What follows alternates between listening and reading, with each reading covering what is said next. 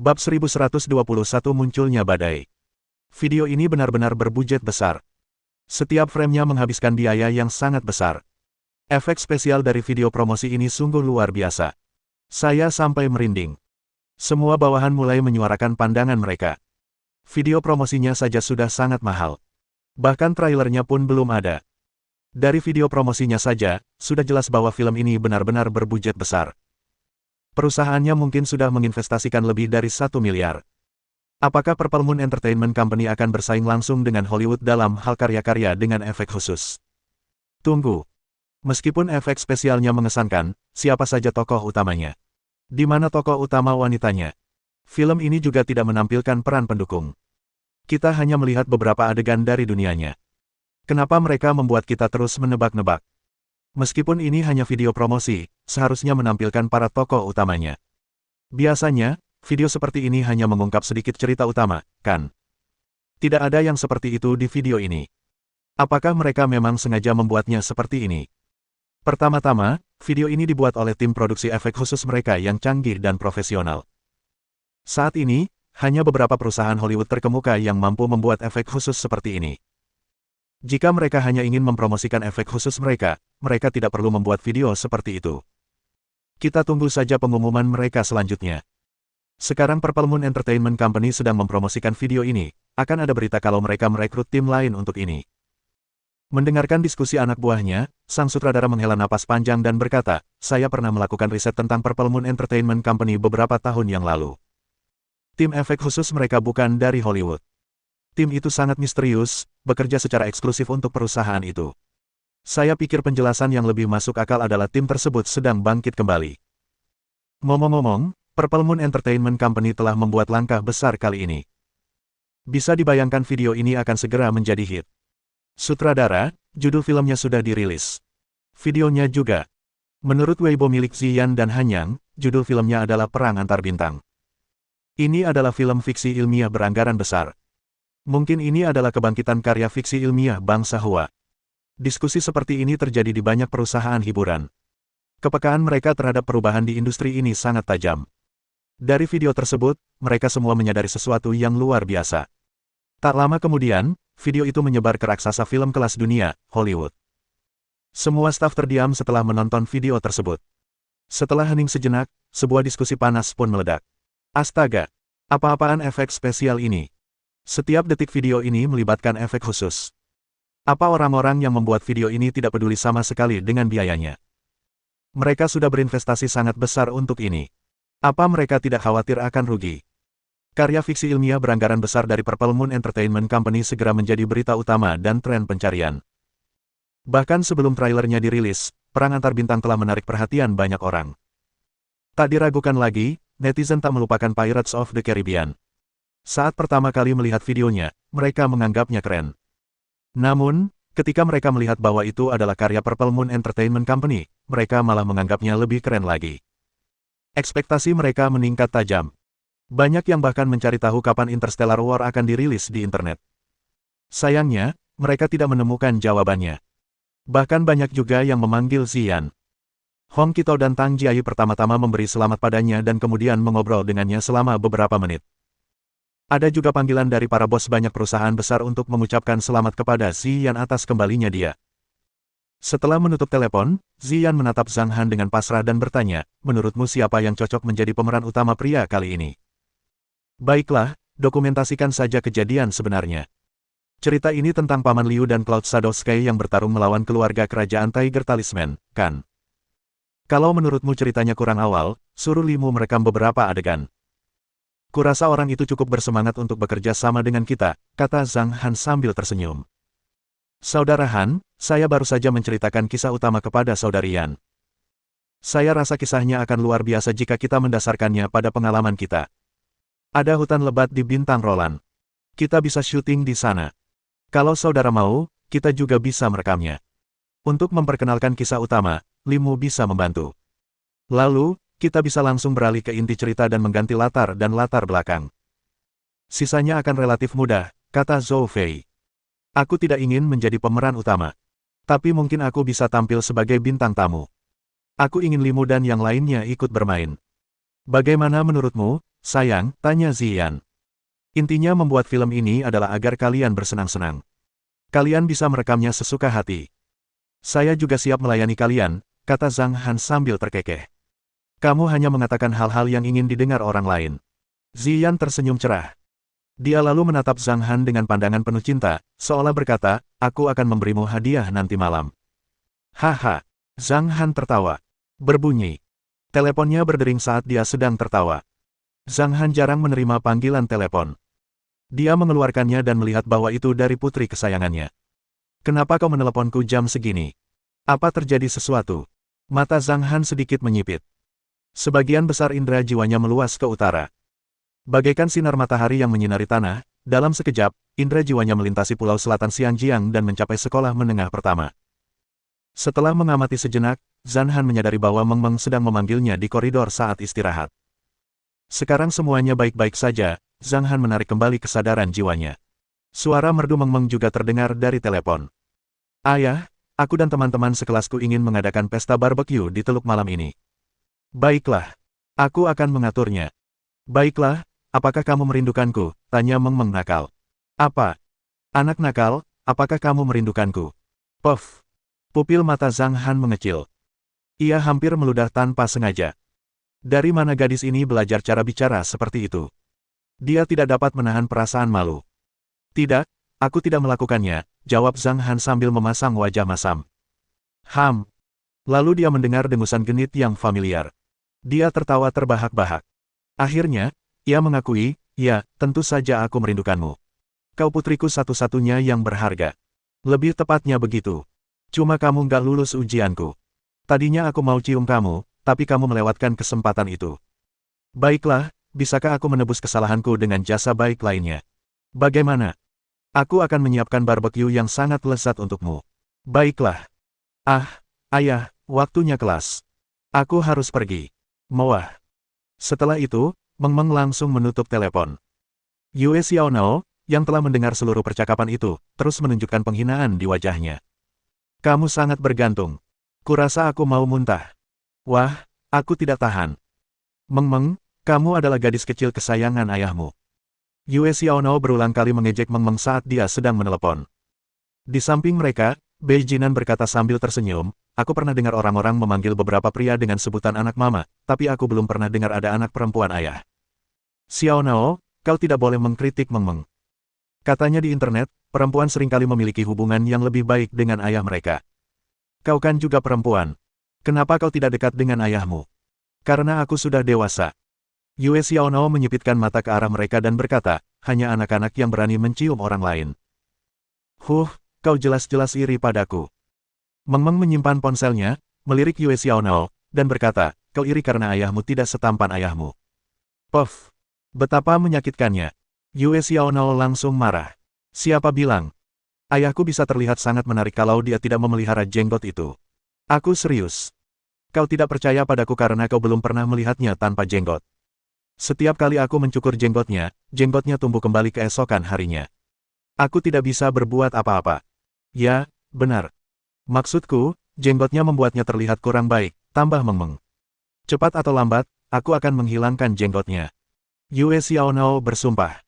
Mendengar kata-kata mereka, Bei Jinan pun menjadi penasaran. Seperti apa ayah Xiaonao? Berapa panjang jenggotnya? Namun, Bei Jinan tak terlalu lama memikirkan hal itu. Matanya segera melirik Nina, senyum mengembang di wajahnya. Nina, kamu pendiam dan lembut sekali, aku suka gadis seperti ini, senang sekali kamu ada di sini. Sus. Dua tatapan tajam seketika melintas padanya. Maksudmu kami tidak pendiam dan lembut, kata Meng Meng ringan. Maksudmu kami berisik dan menyebalkan. Yue Xiao menunjukkan ekspresi mengancam di wajahnya. Aku tidak melakukannya. Keringat dingin mengalir di dahi Bei Jinan. Dia hanya ingin menyanjung Nina. Tapi entah bagaimana, dia malah menyinggung dua orang penting lainnya sekaligus. Ya Tuhan, kapan aku bisa mendapatkan seorang gadis? Bei Jinan langsung putus asa. Lalu, ia dengan patuh mengikuti mereka kembali ke kelas. Bei Jinan yang terkenal di sekolah menengah pertama ini benar-benar tidak ada apa-apanya di hadapan Meng Meng dan kelompoknya. Namun, tentu saja, Bei Jinan bahkan lebih terkenal karena statusnya sebagai pengawal Meng Meng, serta peringatan bergaya Bei yang unik. Setelah menerima telepon dari Meng Meng, Zhang Han mulai mempersiapkan barbeque. Lagi pula, permintaan Meng Meng adalah prioritasnya. Zhang Han langsung menelepon Zhao Feng. Xiao Feng, bawa beberapa bahan ke restoran barbeque di Teluk. Kita akan makan malam di sana nanti malam. Oke. Zhao Feng adalah murid yang sangat bisa diandalkan. Dia langsung mengambil menu barbeque dan mulai menyiapkan bahan-bahan berdasarkan menu tersebut. Pukul 4, Zhou Fei dan Chen Changqing pergi menjemput Chen Chuan. Zhang Han dan Ziyan tidak punya pekerjaan lain, jadi mereka pergi ke sekolah menengah pertama untuk menjemput Meng Meng dan dua orang lainnya. Karena sekolah belum usai, mereka hampir pergi berbelanja. Ziyan melihat orang-orang bermain sepatu roda di alun-alun. Ia lalu mengerucutkan bibirnya, memandangi beberapa orang yang sedang bermain sepatu roda sambil tersenyum, lalu berkata, "Kamu pernah bermain sepatu roda sambil menggendongku. Rasanya baru kemarin. Aku juga bisa melakukannya sekarang." Zhang Han tersenyum. Tidak sekarang. Bukan masalah besar. Ayo main sepatu roda sebentar. Waktunya tidak cukup." Ziyan melihat arlojinya dan berkata, "Meng Meng akan pulang sekolah 20 menit lagi. Kalau kita mulai sekarang, kita harus pulang di tengah keseruannya. Kalau begitu, kita akan melakukannya setelah makan malam. Malam ini juga waktu pribadi kita sebagai suami istri," kata Zhang Han lembut. Perasaan diperhatikan sangat penting bagi wanita. Pada saat ini, Ziyan merasakan kebahagiaan yang amat besar. Dia duduk di bangku di sudut alun-alun, bersandar pada Zhang Han, sambil memperhatikan orang-orang yang lewat. Mereka tidak melakukan sesuatu yang istimewa, tetapi Ziyan menganggapnya sangat romantis. Namun, masa-masa indah itu tidak berlangsung lama. 5 menit kemudian, sepasang muda duduk di dekat mereka. Dalam waktu kurang dari beberapa menit, suara mereka menjadi semakin keras. Wanita itu mengeluh, "Hari ini ulang tahun pernikahan kita yang kedua. Tapi kamu tidak memberiku apapun. Tidak ada kejutan, tidak ada hadiah. Kamu sama sekali tidak peduli padaku." Pria itu membantah, "Siapa bilang aku tidak memberimu hadiah? Bukankah aku baru saja memberimu satu?" Wanita itu berkata, "Kamu pikir kamu bisa menyenangkanku hanya dengan kalung?" Pria itu berkata, "Lalu apa yang kau inginkan, katakan padaku." Wanita itu berkata, "Tidakkah kamu tahu apa yang aku inginkan?" Pria itu berkata, "Apakah itu rumah, mobil, uang?" Wanita itu mencibir. Lalu, ia bangkit dan pergi dengan gusar. Hal itu membuat pria itu kesal. Dengan geram, ia berdiri untuk mengejarnya. Ziyan merasakan indahnya masa muda pasangan ini. Ia mengedipkan mata dengan jenaka dan bertanya, "Tahukah kamu kenapa gadis itu tidak bahagia?" "Kau tahu jawabannya." "Apa itu?" tanya Zhang Han. "Caranya memberi hadiah pasti salah," kata Ziyan. "Perempuan tidak hanya menginginkan hadiah. Mereka juga menginginkan romansa. Hidup butuh ritual." Lalu, Ziyan sedikit melengkungkan bibirnya dan berkata, "Kebanyakan cowok ceroboh. Sekalipun mereka sangat perhatian dan teliti, terkadang mereka tidak bisa menebak pikiran cewek. Kenapa kamu tidak pernah seperti itu? Aku bahkan sepertinya lupa rasanya marah." Hahaha. Zhang Han tertawa terbahak-bahak. Dia tiba-tiba merasa bahwa Ziyan sangat imut. "Kenapa kamu tertawa? Apa yang kukatakan tidak sepenuhnya benar. Waktu aku pertama kali kembali ke Huaxia, kamu benar-benar chauvinis laki-laki." Tidak. Ekmu tinggi sekali, jadi kamu pasti berpura-pura chauvinis laki-laki untuk membuatku marah. Atau karena kamu tidak peduli dengan waktu saat itu?" Ziyan teringat sesuatu dan bertanya. Oh, Meng Meng sudah pulang sekolah. Ayo kita jemput dia." Zhang Han segera melihat arlojinya, meraih kepala Ziyan, dan melangkah menuju sekolah. Oleh karena itu, masalah ini dibiarkan belum terselesaikan. Setelah sekolah usai, Yue Xiaonao, Nina, dan Meng Meng naik ke kursi belakang mobil dan mengobrol dengan penuh semangat. "Nina, ini hari pertamamu di sekolah, bagaimana perasaanmu?" tanya Ziyan sambil tersenyum. "Aku suka. Pengalaman yang sangat istimewa," jawab Nina. "Ya, hari ini benar-benar istimewa," kata Yue Xiaonao sambil tersenyum. Beberapa guru meminta Nina untuk menjawab pertanyaan, tetapi dia tidak bisa menjawab satupun. "Aku akan kembali dan belajar dengan giat." Wajah Nina memerah. "Kamu baru saja datang ke sini. Wajar kalau kamu tidak bisa menjawab pertanyaan-pertanyaan itu. Tapi dengan kecerdasan dan kebijaksanaanmu, kamu pasti akan mendapat nilai bagus," Ziyan menghiburnya. "Saya belum selesai." Seolah mencoba mengejutkan mereka, Yue Xiaonao menunggu sejenak sebelum melanjutkan. Nina tidak tahu apa-apa tentang bahasa Inggris atau bahasa asing. Dalam matematika, dia bahkan tidak menjawab pertanyaan paling dasar. Kemudian, ketika guru mengajukan pertanyaan yang sulit, Nina langsung memberikan jawabannya. Dia menunjukkan kepada kami bagaimana dia menggunakan operasi fungsional untuk menyelesaikan soal tersebut. Guru matematika kami tercengang setelah mendengar penjelasannya. Lucu sekali. Aku tahu sedikit matematika. Nina ikut tersenyum. Dia senang karena dia membuktikan bahwa dia tidak sepenuhnya bodoh di planet ini. Mendengarkan obrolan mereka, Zhang Han tersenyum. Ia merasa ini sangat menarik. Seorang peri yang bersekolah di sini juga cukup lucu. Mereka meninggalkan sekolah pukul 6 sore dan tiba di restoran barbecue di area Teluk setengah jam kemudian. Zhao Feng telah memesan kamar pribadi, yang terletak di sebelah pagar di peron terbuka di lantai 2. Lantai pertama adalah warung jajanan kaki 5. Tempat ini ramai dan ramai. Ini pertama kalinya bagi Nina makan di tempat seperti ini. Keributan pun terjadi di kedai makanan di lantai 1. Beberapa pengunjung berbicara begitu keras sehingga yang lain mengira mereka sedang bertengkar. Ludah berterbangan di mana-mana. Nina beberapa kali menatap orang-orang itu dengan jengkel. Karena mereka berbicara dengan sangat keras, orang lain harus meninggikan suara untuk mengobrol satu sama lain, dan para pendengar harus mendengarkan dengan sangat saksama. Nina, barbecue juga sangat lezat, kata Yue Xiaonao. Kami punya banyak makanan lokal yang istimewa.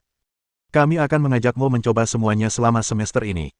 Dengan Paman Zhang di sini, kamu akan bisa mencicipi masakan terbaik. Tak diragukan lagi, Yue Xiaonao adalah seorang pencinta kuliner. Lebih tak terbantahkan lagi, kelezatan masakan Zhang Han telah memikat hatinya. Yue Xiaonao dulunya adalah putri yang manja. Namun kini, ia dengan patuh mengikuti arahan Meng Meng. Hal itu jarang terjadi padanya. Pada awalnya, dia selalu menuntut agar dirinya sendiri yang menjadi pemimpin dan mengurus Meng Meng. Namun dia tidak membicarakannya lagi sekarang. Beberapa saat kemudian, makanan barbecue disajikan. Ada kebab sapi, kebab domba, kebab babi, iga, urat daging matang, kaki babi panggang, ceker ayam panggang, sayap ayam panggang, tiram panggang. Rasanya terlalu mewah. Intinya, semua yang dipesan di restoran barbecue bisa ditemukan di meja mereka. Makanannya, tentu saja, lezat. Ini pertama kalinya Nina menikmati barbecue. Ia merasa pengalaman itu sangat istimewa. Budaya kuliner seperti ini juga terasa sangat luar biasa. Tepat saat Zhang Han selesai makan, telepon genggamnya berdering. Itu adalah panggilan dari Liu Qingfeng. Saya sudah berkomunikasi dengan Sekte Jimat Surgawi. Mereka akan bekerja sama dengan kami dalam penjualan jimat terlebih dahulu. Berkat bantuan Anda, pencapaian mereka dalam jimat telah meningkat pesat. Mereka siap untuk secara bertahap membawa orang-orang ke alam abadi Kunlun, wilayah raja, dan benua hilang untuk berpetualang. Daftar nama pasukan lainnya akan siap lusa. Selanjutnya, kami akan memberikan pelatihan kepada mereka yang ada di daftar tersebut. Besok aku akan pergi ke wilayah raja dan bicara dengan Tuan Nansan dan yang lainnya.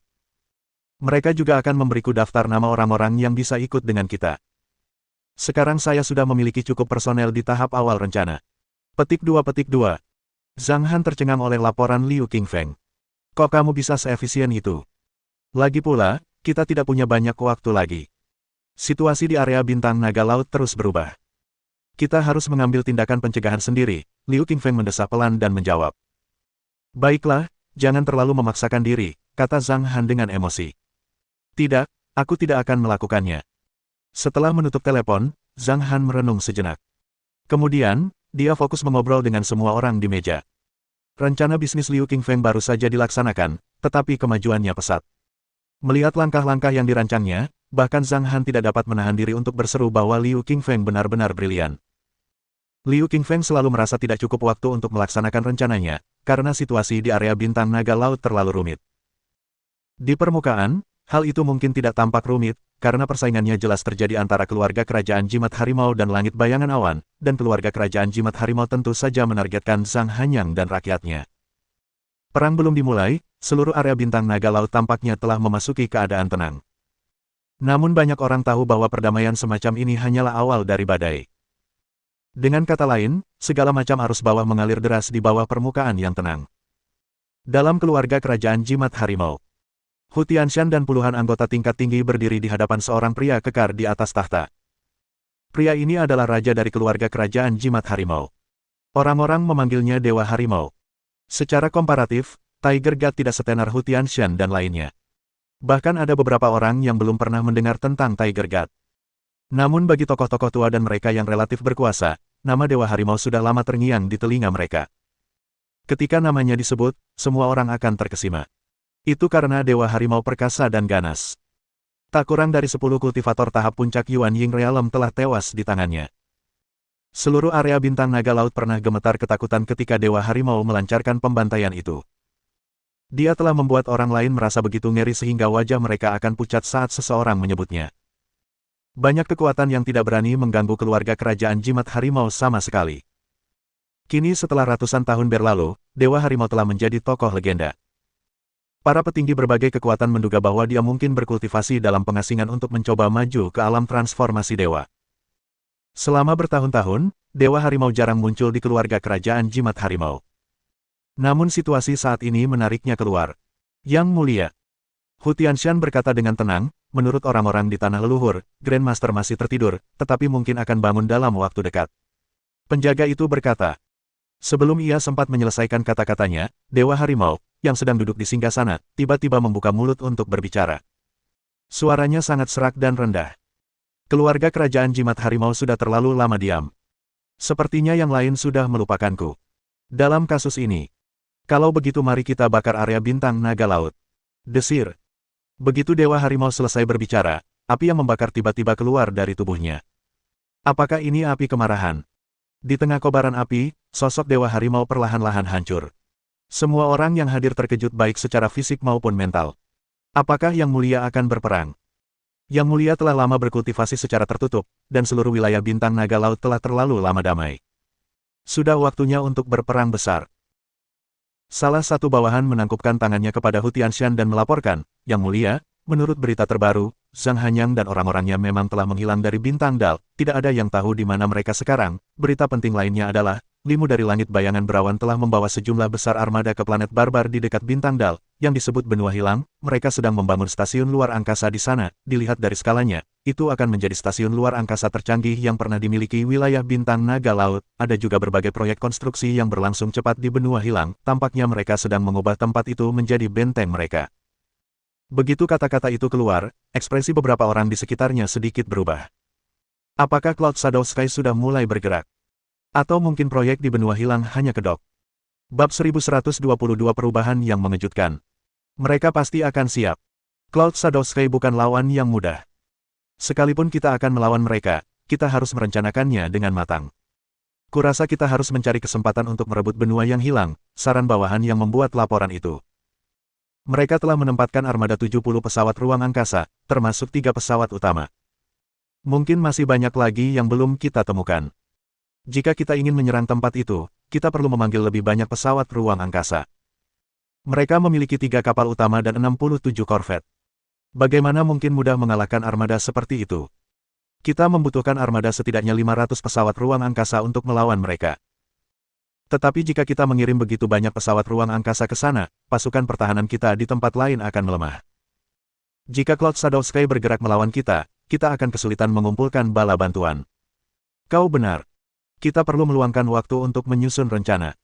Benua yang hilang saja tidak sebanding dengan risikonya. Saya sarankan untuk mengamati situasi terlebih dahulu. Lagi pula, perang tidak akan selesai dalam waktu dekat. Saat yang lain berdiskusi, wajah Hu Tianshan tetap tenang.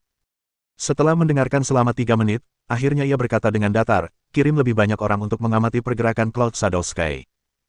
Jika ada kesempatan, cari tahu kemana Zhang Hanyang dan yang lainnya pergi. Ya, keluarga kerajaan jimat harimau yang besar mulai diam-diam menjalankan operasinya. Di langit bayangan awan, 100 tetua dan beberapa ratus murid elit duduk bersila di samping dinding batu. Mereka semua bekerja keras untuk memahami metode penanaman baru yang diukir di dinding. Murid perempuan Li Hao, King Yan, berkonsentrasi penuh untuk memahami teknik gerakan etiril dan teknik ilusi etiril. 3 keterampilan rahasia terpampang di dinding batu. Jika ia bisa mempelajari 2 yang pertama, ia akan memiliki kesempatan untuk menguasai teknik pertempuran etiril, yang dapat meningkatkan kemampuan bertarungnya. Dia yakin bahwa dia bisa melakukannya. Li Hao dan Nyonya Li berdiri di samping, memperhatikan orang-orang ini. Li Hao tampak berseri-seri. Dia bergumam, langit bayangan awan juga telah damai selama bertahun-tahun. Dia tampaknya tidak terlalu khawatir, meskipun dia sudah tahu bahwa keluarga kerajaan jimat harimau telah mengirim orang ke wilayah Chaotic. Awan bayangan langit juga memiliki kekuatan fundamentalnya sendiri. Selain itu, sekutu Cloud Shadow Sky mencakup setengah dari seluruh area bintang naga laut. Li Hao yakin jika aliansinya mengklaim sebagai yang terkuat kedua, tidak akan ada yang berani mengklaim nomor satu. Untuk menghadapi gerakan keluarga kerajaan jimat harimau, Li Hao menjalankan rencananya selangkah demi selangkah. Perjuangan rahasia telah dimulai meskipun Zhang Han dan yang lainnya tidak ada. Satu-satunya yang panik adalah Raja Peri. Suasana aneh di kawasan bintang naga laut akhir-akhir ini telah membuatnya ketakutan. Mereka tidak akan menargetkan kita terlebih dahulu, kan? Raja Peri menghela napas berat dan mengerang, pemimpin sekte Li telah mengerahkan 2 pasukan sekutu untuk mengawasi klanku. Jika kita diserang, mereka bisa tiba di sini dalam 20 menit. Tapi jika keluarga kerajaan jimat harimau mengirimkan pasukan, kita tidak bisa bertahan selama 20 menit. Apa yang harus saya lakukan? Haruskah aku memberitahu beberapa kelompok orangku untuk bersembunyi di Cloud Shadow Sky untuk beberapa waktu? Raja Peri tiba-tiba tergoda oleh ide itu. Dia merasa ini bisa menjadi jalan keluar. Yang tidak diketahuinya adalah bahwa keluarga kerajaan jimat harimau sama sekali tidak menganggap klan peri sebagai salah satu target mereka. Kata-kata, klan peri elemental, bahkan tidak muncul dalam pertemuan dan diskusi mereka. Yang mereka khawatirkan adalah Cloud Shadow Sky, Zhang Hanyang, dan Master Misterius di alam transformasi dewa. Keluarga kerajaan jimat harimau telah bermaksud untuk melakukan gerakan mereka akhir-akhir ini. Akan tetapi, pada pelelangan yang diadakan oleh Sekte Koro, bahkan Master Alam Transformasi Dewa dari keluarga Luo dari Provinsi Bintang Naga Langit pun ditundukkan oleh lelaki tua misterius itu.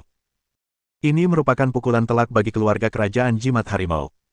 Awalnya, mereka hanya menyebut lelaki tua itu sebagai tersangka Master Alam Transformasi Dewa. Namun, kini, mereka menyingkirkan tersangka itu. Orang tua itu benar-benar berada di alam transformasi dewa, yang akan menjadi penguasa jika dia muncul di wilayah Laut Naga Laut. Jika orang-orang dari daerah Chaotic tidak keluar dari pengasingan, tidak akan ada satu kekuatan pun yang berani menyinggung seorang master alam transformasi dewa kecuali tidak ada pilihan lain. Dalam situasi saat ini, anak panah itu telah terpasang pada talinya. Tak ada jalan kembali. Berita baiknya adalah, Grandmaster keluarga kerajaan jimat harimau akan segera bangun. Itu memberi mereka suntikan semangat. Keluarga-keluarga di wilayah Chaotic semuanya dapat memperoleh pijakan bahkan di Provinsi Bintang Naga Surgawi. Orang-orang ini telah terdiam cukup lama. Kemunculan tetua keluarga Guang tampaknya telah menjadi suatu isyarat. Wilayah Chaotic, tempat dengan status tertinggi di wilayah Bintang Naga Laut, bagaikan seekor binatang raksasa di alam semesta yang hendak bangun. Wilayah Chaotic adalah tempat yang sangat istimewa. Lingkungan di sana buruk sekali. Di wilayah itu, banyak sekali tempat yang tidak ditemukan jejak manusianya. Di suatu tempat yang tersembunyi, sebuah pusaran gelap terus berputar. Kecepatannya semakin cepat. Jika seseorang berada di alam semesta terdekat, ia akan menemukan bahwa bentuk pusaran itu menyerupai mata iblis. Di tengah pusaran itu, seberkas cahaya merah tua muncul. Di benua yang hilang, Limu telah bekerja dengan tekun sebagai kepala pengawas. Dia menghabiskan sebagian besar harinya mengolah bayangan naga di pesawat luar angkasa. Setelah itu, dia pergi ke stasiun luar angkasa untuk melihat perkembangan pembangunan. Kemudian, dia pergi ke benua hilang untuk memeriksa bangunan-bangunan. Ada beberapa blok yang sedang dibangun di sana, jadi dia harus berlarian untuk melihat semua lokasi konstruksi. Dia memang telah bekerja sangat keras untuk proyek tersebut. Dengan kemajuan ini, pembangunan dapat diselesaikan dalam waktu 3 bulan. Limu sering menunjukkan ekspresi puas di wajahnya akhir-akhir ini. Pembangunan stasiun luar angkasa itu sangat menantang. Berbagai macam material terus diturunkan dari pesawat luar angkasa dan ditempa menjadi satu. Beban kerjanya sangat berat. Melihat proyek besar yang berlangsung di sini, pasukan di Dalstar tidak bisa tinggal diam lebih lama lagi. Apakah awan bayangan langit akan menetap di sana? Apa yang mereka lakukan di sana? Mereka terlalu dekat dengan kita. Kalau mereka sampai berkelahi, Dalstar kita pasti akan kena dampaknya. Aduh, apalagi yang bisa kita lakukan? Mereka dari langit bayangan awan yang kuat. Kita hanya bisa duduk diam dan menonton. Dilihat dari ukuran stasiun luar angkasa mereka, pasti stasiun itu sangat hebat. Kenapa aku merasa Cloud Shadow Sky mencoba merebut bisnis kita? Mereka merampas mata pencaharianku. Aku akan membunuh mereka. Tenang saja. Kita tidak akan sebanding dengan mereka dari benua hilang, bahkan jika kita mengumpulkan semua pesawat luar angkasa kita. Kesimpulan akhir dari diskusi mereka adalah mereka hanya bisa diam dan menonton. Itu sungguh menyayat hati. Awan bayangan langit memang kaya dan berkuasa. Tapi mengapa mereka ingin merebut bisnis kecil mereka? Stasiun luar angkasa mereka terlalu dekat dengan bintang Dal. Perwakilan dari 3 kekuatan di Bintang Dal mengadakan beberapa pertemuan untuk membahas hal ini. Mereka semua tahu bahwa jika keluarga kerajaan Jimat Harimau melawan Zhang Hanyang dan Langit Bayangan Awan, benua yang hilang, sebagai benteng Langit Bayangan Awan, akan menjadi medan perang. Api perang kemungkinan besar akan menyebar. Jika itu terjadi, Bintang Dal yang bertetangga pasti akan terlibat. Itu sungguh menyedihkan. Anggota inti ketiga pasukan bahkan telah mengumpulkan batu kristal mereka dan bersiap pergi ke tempat lain untuk bersembunyi sementara waktu. Pada saat itu, arus bawah sedang bergejolak di area Bintang Naga Laut. Banyak kekuatan terkait berada dalam kondisi tegang. Banyak orang tua di Jianghu tidak dapat menahan diri untuk tidak mendesah penuh emosi. Segalanya selalu berjalan ke arah yang berlawanan ketika didorong ke titik ekstrim. Mungkinkah wilayah Bintang Naga Laut, yang telah lama damai, harus mengalami kesengsaraan besar? Mungkin memang begitu. Sejak Zhang Han dan orang-orangnya datang ke wilayah Bintang Naga Laut, banyak hal telah ditakdirkan untuk terjadi. Lagi pula, bagaimana mungkin ombak besar tidak muncul ketika seekor naga memasuki lautan? Waktu berlalu dengan cepat. Nina segera beradaptasi dengan kehidupan di bumi. Dia bahkan sedikit terpesona olehnya. Wow, ternyata beginilah tempat ini. Di tengah masyarakat biasa, terdapat seniman bela diri tersembunyi, serta beberapa dunia kecil kelas atas. Orang-orang bahkan bisa pergi ke area Bintang Naga Laut dari sini. Tempat ini benar-benar sebuah keajaiban. Nina menyukai kehidupan biasa seperti ini. Dia merasa seperti, dia tiba-tiba tiba di pelabuhan aman di dunia kultivasi yang penuh dengan ketidakpastian. Itu seperti tempat yang ideal untuk berlibur. Pada hari ini, Nina, Meng Meng, Yue Xiaonao, dan Li Muen berjalan melintasi gerbang sekolah bersama. Nina, kamu akan ujian hari ini di kelas 36, kata Meng Meng sambil tersenyum. Ini ujian pertamamu, jadi tempat dudukmu di kelas tempat siswa-siswa berperingkat rendah mengikuti ujian. Aku tidak tahu nilai apa yang akan kamu dapatkan. Pokoknya, berusahalah sebaik mungkin. Baiklah, aku akan berusaha sebaik mungkin. Nina tersenyum dan berkata, kamu baru saja memberiku les privat. Aku belajar banyak hal baru. Kurasa di ujian ini, aku mungkin tidak akan mendapat peringkat terakhir di kelas kita. Hahaha, Yue Xiaonao tertawa. Lalu, ia berkata, sebenarnya, nilai siswa terakhir di kelas kita masih sangat tinggi. Kalau kita masuk kelas biasa, kita bisa masuk 3 besar. Siswa yang peringkat terakhir akan berubah setiap ujian. Mereka yang peringkatnya di bawah 20, semuanya berpeluang menjadi siswa terakhir. Tergantung pada performa kita di ujian tertentu. Begitulah yang terjadi di kelas mereka. Tidak akan ada selisih skor yang signifikan antara juara pertama dan juara terakhir. Di kelas biasa, juara pertama mungkin mendapatkan total 600 poin, sementara juara terakhir mungkin hanya mendapatkan sedikit lebih dari 100 poin. Namun, di kelas 8, jika juara pertama mendapatkan 600 poin, juara terakhir mungkin mendapatkan 500 poin. Meng Meng selalu menempati peringkat pertama, tetapi peringkat terakhir selalu berubah. Sejauh ini, belum ada yang berhasil meraih peringkat terakhir secara berturut-turut. Aku akan berusaha semaksimal mungkin agar mendapat nilai yang lebih tinggi, kata Nina menyemangati dirinya sendiri. Sebenarnya dia sangat gugup saat ini. Itu hanya ujian. Tapi entah kenapa, Nina merasa gugup sekaligus bersemangat. Ia kini mengerti arti kelas lanjutan. Ia juga belajar tentang rekor gemilang hasil ujian kelas 8. Ia tak ingin menjatuhkan yang lain. Ia juga ingin membuktikan diri. Belakangan ini kamu belajar dengan sangat baik, kata Meng Meng. Kamu belajar banyak. Ujiannya tidak akan jadi masalah untukmu. Semua ini berkat Meng Meng. Kalau kamu nggak ngajarin aku nggak akan bisa jawab banyak pertanyaan. Nina mengingat kembali kehidupan sekolahnya selama setengah bulan terakhir. Dia belajar keras di kelas dan hanya bermain sebentar saat istirahat.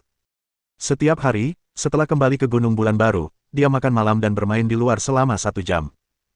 Kemudian, dia belajar bersama Meng Meng selama 2 jam sebelum tidur. Untungnya, ia cepat belajar. Ia mulai dengan semua dasar-dasarnya. Saat itu, ia telah menguasai sebagian besar mata pelajaran. Ia memang sering membuat kesalahan ketika menjawab pertanyaan-pertanyaan yang berbelit-belit. Namun, akurasinya dalam menjawab pertanyaan-pertanyaan dasar lainnya hampir 100%. Ujian seharian penuh segera berakhir. Lalu, setelah akhir pekan, hasil ujian pun keluar. Bai Yilin tercengang saat melihat transkripnya. Astaga! Nina benar-benar mendapat tempat ke-19. Apakah dia berpura-pura bodoh sebelumnya?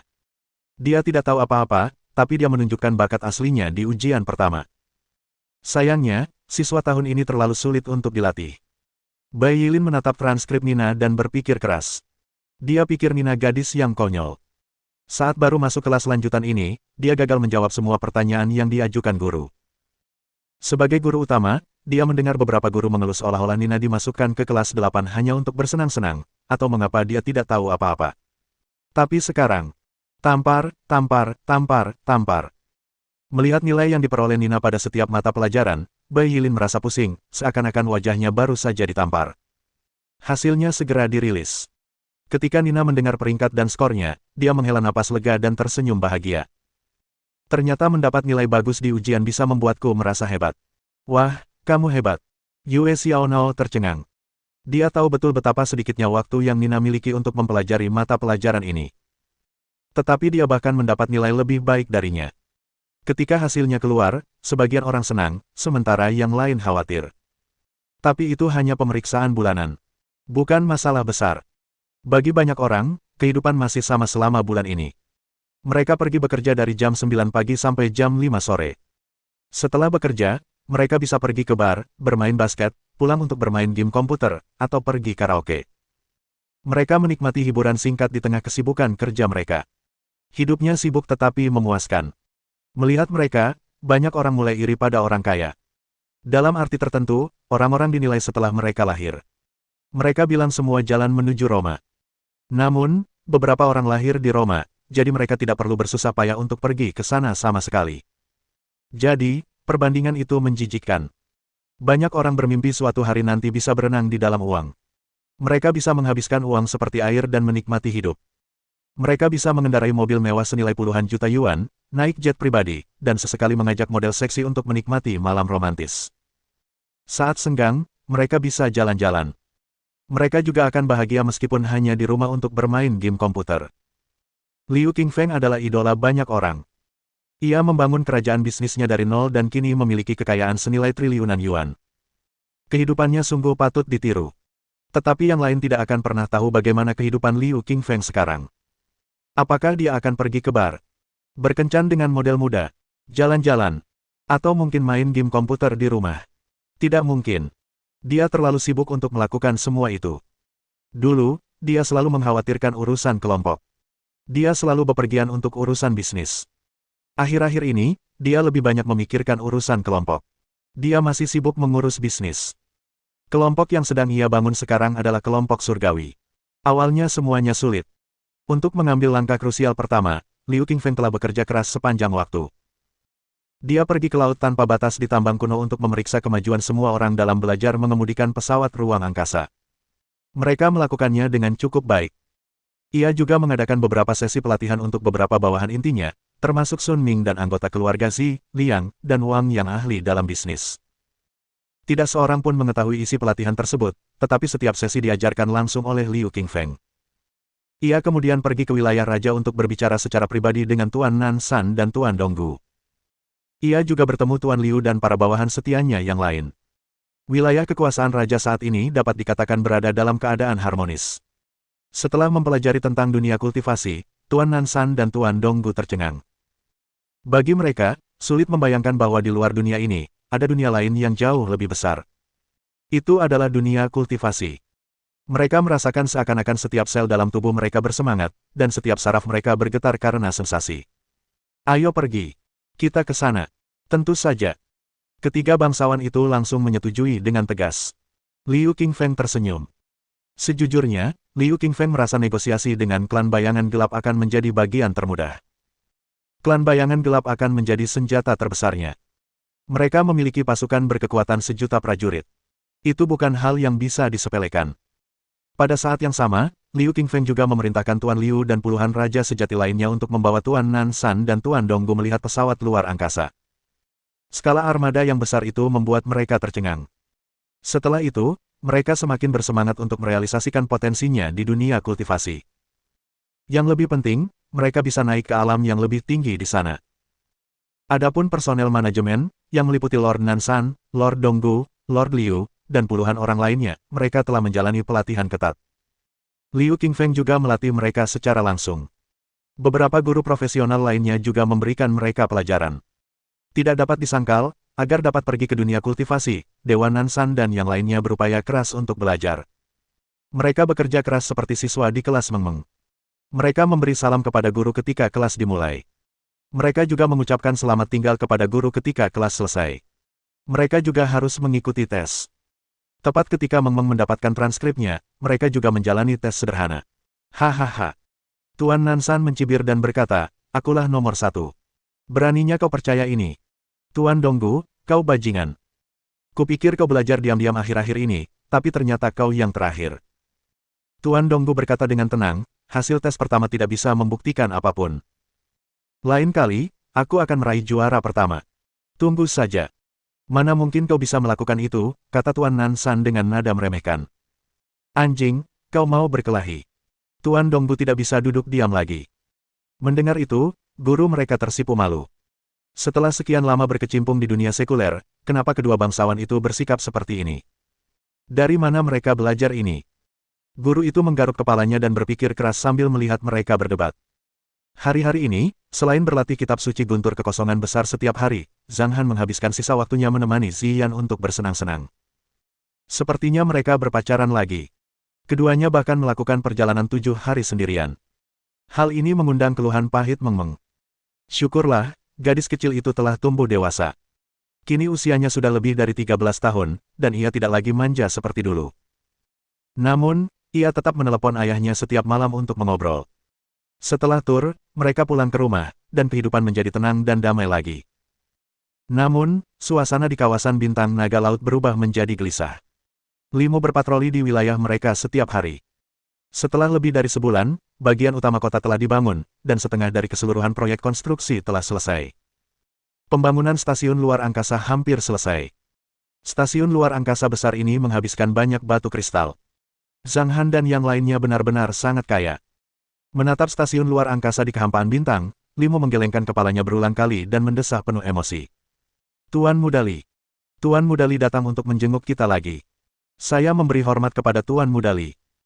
Di tepi kota, Limo berdiri di atas piringan terbang, mengamati pekerjaan yang berlangsung di bawah. Banyak staf yang datang dan pergi menyambutnya dengan hangat. Tuan Mudali, Anda tampaknya sedang dalam suasana hati yang baik hari ini, kata pemimpin tim konstruksi sambil tersenyum. Ya, aku merasa baik hari ini, jawab Limo sambil tersenyum. Tentu saja, dia sedang dalam suasana hati yang baik. Hari ini, dia baru saja memperoleh pemahaman awal tentang makna sebenarnya dari bayangan naga. Dia hampir menguasainya. Bip, bip, bip. Tepat saat mereka mulai mengobrol, perangkat komunikasi Limo berdering kencang. Hah! Limo meliriknya, lalu ekspresinya berubah drastis. Lampu merah pada alat komunikasinya menyala. Itu adalah panggilan yang sangat mendesak dari ayahnya, Li Hao. Dia menjawab panggilan itu seketika. Suara cemas Li Hao segera berkata, awas. Keluarga kerajaan jimat harimau telah mengirim orang ke benua hilang. Itu terjadi 5 hari yang lalu. Kami baru saja mendapat kabar. Mereka bisa muncul di sana kapan saja. Mundur segera. Apa? Limo terkejut. Ia segera menjawab, begitu. Lalu, ia segera memerintahkan, nyalakan alarm. Mundur sekarang. Kalau kalian tidak bisa mundur, bawa pesawat ke lokasi yang lebih tersembunyi. Minggir. Klik. Pemimpin tim konstruksi segera mengeluarkan sebuah alat dan menekan tombol di atasnya. Seketika, di jantung beberapa lokasi konstruksi di benua hilang, cahaya warna-warni bersinar, dan sirene yang memekakkan telinga terdengar. Mencicit, mencicit, mencicit. Itu alarm tingkat atas. Ini mengumumkan bahaya yang paling mendesak. Orang-orang di semua tempat bereaksi dengan cepat. Oh tidak. Sesuatu yang buruk terjadi. Harus pergi. Penduduk di area bintang naga laut memiliki kesadaran krisis yang sangat kuat. Mereka mundur dengan tertib. Semua pesawat terbang menuju pesawat ruang angkasa yang diparkir di stasiun spasial. Limo adalah yang tercepat. Ia harus segera kembali ke kapal utama. Mereka telah memasang sistem alarm tidak hanya di darat tetapi di seluruh armada. Pada setiap pesawat ruang angkasa, mode pengisian daya, mode tempur, dan mode bertahan semuanya diaktifkan. Segala jenis pesawat pengintai diluncurkan dari kapal utama ke segala arah. Mereka membentuk massa padat, yang tampak seperti koloni semut yang bergerak. Pasukan di Dalstar yang menyadari perubahan itu langsung terdiam. Apa yang sedang terjadi? Mereka melaporkan hal ini kepada atasan mereka. Tak lama kemudian, seluruh jajaran atas pasukan di Bintang Dal berkumpul di pos spasial mereka dan memasuki berbagai pesawat ruang angkasa, siap berangkat. Mereka bersiap melarikan diri saat menyadari sesuatu yang buruk telah terjadi. Lagi pula, mereka sebenarnya tidak berani terlibat dalam perang ini. Gemerincing. Ketika Limu melangkah ke kapal utama, dia sedikit menghela napas lega. Pesawat pengintai, terus perluas wilayah pengintaian. Kirimkan gangguan sinyal dan pesawat penghancur diri. Aktifkan semua pasukan pertahanan dalam radius 5.000 km. Limu memberi dua perintah. Segala jenis pesawat segera meluncur keluar dari kapal utama. Bab 1123 Hutianshan. Limu menekan tombol pada perangkat komunikasi dan berkata, Penatua Yiho, awas. Keluarga kerajaan jimat harimau telah bergerak. Jika mereka datang ke sini, carilah kesempatan untuk mengepung mereka. Jika ada kesempatan, hancurkan sebagian armada mereka. Ekspresi Limu berubah ganas. Mereka sudah datang dengan persiapan, jawab Yiho. Batuk. Suasana tiba-tiba berubah. Limu terbatuk ringan dan berkata, kalau begitu, sebaiknya kau bersembunyi. Kalau kita tidak bisa mengalahkan mereka, kita mundur saja dan berusaha sekuat tenaga melindungi tempat ini. Ini wilayah kekuasaan senior Zhang. Menjaga tempat ini juga tugas pertamaku. Aku tidak ingin gagal. Sebaiknya kau bersiap untuk kekalahan. Jangan memaksakan diri hanya untuk terlihat baik, kata Yiho sebelum menutup telepon. Suasana berangsur-angsur menjadi tegang dan menyedihkan. Banyak orang melirik ke sekeliling kehampaan gelap alam semesta. Seolah-olah armada musuh dapat muncul kapan saja di suatu tempat dalam kegelapan. Mereka bersembunyi dalam kegelapan. Mungkin mereka akan turun diam-diam bagai cahaya fajar. Namun cahaya ini hanya melambangkan dingin dan pembantaian. Suasana menjadi semakin menyesakkan. Dalam pertempuran antara dua armada di kehampaan, seseorang bisa saja kalah jika melakukan kesalahan ceroboh. Sekalipun peluang mereka untuk lolos tinggi, mereka masih khawatir kalau lawan mungkin sudah terlalu siap. Benar. Musuh benar-benar datang. Armada mereka sedang menuju ke arah kita. Armada sebesar ini. Astaga. Itu kekuatan utama keluarga kerajaan jimat harimau. Oh tidak. Kita sudah selesai. Di pesawat ruang angkasa tempat tim konstruksi tinggal, banyak orang kehilangan keberanian. Mereka tidak tahu banyak tentang pertempuran. Darah mereka menjadi dingin ketika mereka melihat kemunculan tiba-tiba armada lebih dari 100 pesawat ruang angkasa di kehampaan di depan dan tanda kepala harimau yang tangguh di kapal utama. Itu adalah kapal utama Hutianshan. Itu dia. Dewa kematian itu benar-benar datang ke sini secara langsung. Banyak orang, termasuk mereka yang berada di kapal utama tempat Limu tinggal, tidak dapat menahan diri untuk berteriak ketakutan. Bagaimanapun juga, reputasi seseorang mengikuti orang lain seperti bayangannya. Tekanan yang diberikan Hutianshan kepada orang lain terlalu besar. Bahkan dahi Limu dipenuhi keringat meskipun dia sendiri tidak menginginkannya. Sialan. Apa kau bercanda? Benua yang hilang ini berada di pinggiran wilayah bintang. Kenapa orang penting seperti Hutianshan mau repot-repot datang ke sini secara langsung? Apakah mereka tahu kita melakukan pekerjaan konstruksi di sini untuk senior Zhang sehingga mereka datang ke sini untuk membalas dendam? Tidak, berita tentang proyek ini tidak bisa tersebar di sini. Mungkin mereka sendiri mencium sesuatu yang mencurigakan. Armada mereka memiliki 150 pesawat ruang angkasa. Hutianshan memimpin armada. Dia juga memiliki pasukan mekanik. Kalau kita gabungkan pesawat ruang angkasaku dan milik tetua Yiho, totalnya ada 180 pesawat ruang angkasa. Bukannya kita tidak punya peluang melawan mereka. Bisakah kita menyerang mereka secara diam-diam? Mata Limu sedikit menyipit. Ia mulai mempertimbangkan peluang memenangkan pertempuran. Pihak lainnya memiliki 5 kapal utama. Limu memiliki 7 di pihaknya. Meskipun dia hanya memiliki 2 kapal utama lagi, hal itu memberinya keuntungan besar, karena kekuatan tempur kapal-kapal utama itu sangat mengerikan. Dengung, dengung. Pesawat ruang angkasa Limu mengaktifkan penutup pertahanannya. Mereka semua bersiap untuk melancarkan serangan. Begitu pula pihak lainnya. Armada raksasa itu perlahan mendekat. Bahkan sebelum mereka sampai dalam jarak tembak, pesawat pengintai, pesawat peledak diri, dan pesawat pengganggu sinyal milik Limu melesat keluar dan berjajar dalam barisan panjang. Perang tampaknya akan segera pecah. Melihat ini, pasukan sekutu di Dalstar merasa seolah-olah mereka telah jatuh ke dalam gua es. Hutianshan telah membawa anak buahnya ke sini.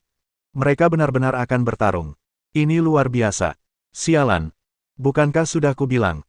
Awan bayangan langit sedang membangun benteng di sini untuk mempersiapkan perang. Untungnya, mereka lebih dekat ke benua hilang. Kita masih agak jauh dari mereka. Mari kita amati situasinya dulu. Dalam gambar yang diambil oleh kapal-kapal utama dan pesawat pengintai ruang angkasa mereka, orang dapat melihat dengan jelas bahwa armada besar keluarga kerajaan jimat harimau berbaris dengan agresivitas yang luar biasa seolah-olah sebuah gunung besar tengah menimpa mereka. Kami menerima sinyal, seorang bawahan buru-buru melaporkan kepada Limu. Lakukan. Limu sepertinya sudah menduga sesuatu. Ia begitu gugup hingga tenggorokannya terasa kering. Dengung, dengung, dengung. Suatu sosok muncul di layar depan. Itu benar-benar Hu Tianshan. Ia tetap setenang biasanya, seolah tak akan gentar meski gunung Tai runtuh menimpanya. Dia menatap Limu dengan wajah dingin dan berkata perlahan, "Tuan Muda Li, apakah yang Anda bangun di sini adalah proyek Sang Hanyang?" Ketika Limu melihat Hu Tianshan, jantungnya serasa berdegup kencang. Namun, ia berhasil mempertahankan ekspresi tenang dan menjawab dengan santai, "Kau tak perlu tahu itu." "Heh." Hu Tianshan terkekeh dan berkata, "Itu benar. Aku tidak perlu tahu itu karena tempat ini tidak akan ada lagi setelah hari ini. Kalau begitu, aku akan menanyakan pertanyaan kedua. Tahukah kau kemana Sang Hanyang pergi?" tanya Hu Tianshan lagi. "Entahlah. Aku takkan memberitahumu meskipun aku tahu," jawab Limu keras kepala. "Apa-apaan? Dia akan menghancurkan tempat ini saat itu juga. Dia hanya ingin aku gagal dalam tugas itu, bukan?" "Kamu sangat tenang." Senyum nakal tersungging di sudut mulut Hu Tianshan. Ia berkata, "Apakah karena tetua ke-100 kalian, Yi Ho, telah memasang jebakan di kegelapan?" Suas. Dalam sekejap, wajah Limu berubah. Dia tidak pernah tahu Hu Tianshan telah mengetahui hal itu. "Sialan. Tempat ini adalah apa yang Sang Hanyang minta kamu bangun." Seolah-olah telah menjadi seorang nabi, Hu Tianshan berkata dengan santai, "Oh ya, bisa dibilang ini proyek bawahannya. Tempat ini menghabiskan biaya lebih dari 500 juta batu kristal, kan? Karena dia ingin membangun pelabuhan yang aman bagi rakyatnya di wilayah bintang naga laut. Sang Hanyang telah mengajari Cloud Shadow Sky-mu banyak sekali keterampilan rahasia. Dia benar-benar keluarga bagimu. Namun, sangat disayangkan dia tidak bisa menyaksikan sendiri kehancuran Cloud Shadow Sky. Sekarang, bagaimana perasaanmu tentang ini?" Menghadapi pertanyaan Hu Tianshan, Limu tidak dapat berkata sepatah kata pun. Dia merasa kedinginan di sekujur tubuh, seakan-akan dia telah terjatuh ke dalam gua es. Kok dia bisa tahu semuanya? Ini benar-benar. Tetesan keringat dingin mengalir di pipi Limu. Dia merasa krisis besar sedang menantinya. Haha. Hu Tianshan tertawa kecil dan mematikan alat komunikasinya. "Peringatan. Kami mengalami aliran udara turbulen. Kami tidak bisa memasuki ruang sekunder untuk sementara waktu. Waspada. Kapal perang lawan memasuki tepi zona perang. Waspada, energi di depan." Alarm yang dikeluarkan mesin menarik Limu kembali ke dunia nyata. "Bersiaplah untuk melarikan diri," perintah Limu. Dia segera mengeluarkan alat komunikasinya untuk menghubungi Yi Ho. "Bip, bip, bip. Tolong jangan biarkan sesuatu terjadi padanya." Limu sangat khawatir. Setelah bunyi bip ke-6, panggilan berhasil tersambung. "Penatua Yi Ho, bagaimana situasi di pihakmu?" "Situasi apa?" Yi Ho bertanya alih-alih menjawab. Limu terkejut. "Hu Tianshan tidak menyerangmu?" tanyanya dengan heran dan bingung. Namun, alat komunikasi itu tidak bersuara. 2 detik kemudian, suara Yi Ho terdengar. "Sampai sekarang saja. 160 pesawat ruang angkasanya akan datang. Sungguh luar biasa. Tuan Muda Li, aku akan meninggalkan tempat ini. Aku akan menemuimu di Bintang Harmoni." "Tuan Muda Li, kembalilah hidup-hidup." Berdengung. Panggilannya terputus. Wajah Limu semakin pucat. Matanya menunjukkan kebingungan. Dia mencegat sinyalnya. Dia menatap armada Hu Tianshan di depannya dengan linglung. "Hu Tianshan, kamu benar-benar terlalu menakutkan." Limu tiba-tiba tercerahkan. Pernyataan Hu Tianshan yang diucapkan dengan tenang tadi mungkin bohong. Dia mencoba menipu Limu agar menghubungi Yi Ho agar dia bisa menangkap sinyal Yi Ho dan menemukannya. Bukankah fungsi penyadapan sinyal hanya tersedia di kapal raja? Mungkinkah keluarga kerajaan jimat harimau telah mengembangkan teknologi intersepsi sinyalnya sendiri? Waspada, waspada. Sementara segala macam alarm meraung, Limu tertawa ganas dan memerintahkan, "Ayo. Tembak. Bertarung sambil mundur." "Sialan, aku bukan orang yang mudah ditaklukkan." Semua pertahanan diaktifkan. Meriam energi sedang mengisi daya. Pengisian daya sudah selesai. Meriam magnetik sedang menyerang. Meriam penghancur angkasa sedang menyerang. Meriam kapal utama sedang menyerang. Pengisian daya selesai. Pengisian daya selesai. Kemudian, Limu membiarkan komandan menangani sisa pertempuran. Pada saat ini, komandan yang berdiri di samping Limu berkeringat deras. Kesenjangan kekuatan kedua partai itu terlalu mencengangkan. Menyerang. Set, set, set, set, set. Itu seperti pertunjukan kembang api. Kedua armada melepaskan tembakan yang tak terhitung jumlahnya setelah mereka berada dalam jarak tembak. Segala jenis pesawat bertabrakan. Segala jenis bom meledak. Rasanya seperti bagian alam semesta ini akan terbakar. Semua orang di Dalstar tercengang. Mereka sudah bertarung. Ya Tuhan, mereka benar-benar bertarung. Perang antara keluarga kerajaan jimat harimau dan langit bayangan awan telah pecah. Ini akan memengaruhi seluruh wilayah bintang naga laut. Wilayah bintang naga laut akan mengalami perombakan besar-besaran. Apa yang harus kita lakukan? Tuan Muda Li bukan tandingan keluarga kerajaan jimat harimau. Setelah keluarga kerajaan jimat harimau berurusan dengan langit bayangan awan, apa menurutmu mereka akan datang dan menyerang kita? Pihak lawan adalah Hu Tianshan. Jika dia dan pasukannya datang, kita tidak akan bisa menangkis mereka sama sekali. Kedua belah pihak dalam pertempuran itu sangat gugup. Mereka yang berada di Dalstar sama tegangnya. Apa artinya ini? Itu berarti ini adalah pertempuran yang belum pernah terjadi sebelumnya. Wilayah yang terkena dampaknya terlalu luas. Bos. Seorang bawahan tiba-tiba berteriak ketika dia melihat alat komunikasi. Pertempuran. Ada pertempuran. Saya tidak buta, kata pemimpin itu dengan dingin. Tidak, aku tidak bermaksud pertempuran yang terjadi di sini. Bawahan itu berkata dengan suara gemetar, ada di Bintang Tongnan. Bintang Tongnan milik keluarga kerajaan jimat harimau telah diserang oleh langit bayangan awan. Garnisun di sana telah musnah total. Lebih dari 100.000 orang mereka telah terbunuh atau terluka. Sekte Laut Mendalam baru saja mengalami serangan dahsyat dari langit bayangan awan dan terpaksa melarikan diri karena kalah. Mereka meninggalkan Bintang Laut Mendalam dan menderita lebih dari 500.000 korban. Sekutu Cloud Shadow Sky, Sekte Asura, telah mengerahkan armada untuk menyerang sekutu keluarga kerajaan Tiger Tali, Sekte Cipetik. Mereka telah menduduki dua planet. Sekte Hati Es, Sekte Merah, dan Sekte Jurang, yang merupakan sekutu keluarga kerajaan jimat harimau, bersama-sama menyerang planet tempat surga bayangan awan ditempatkan di wilayah Bintang Laut Utara dan membunuh 200.000 orang.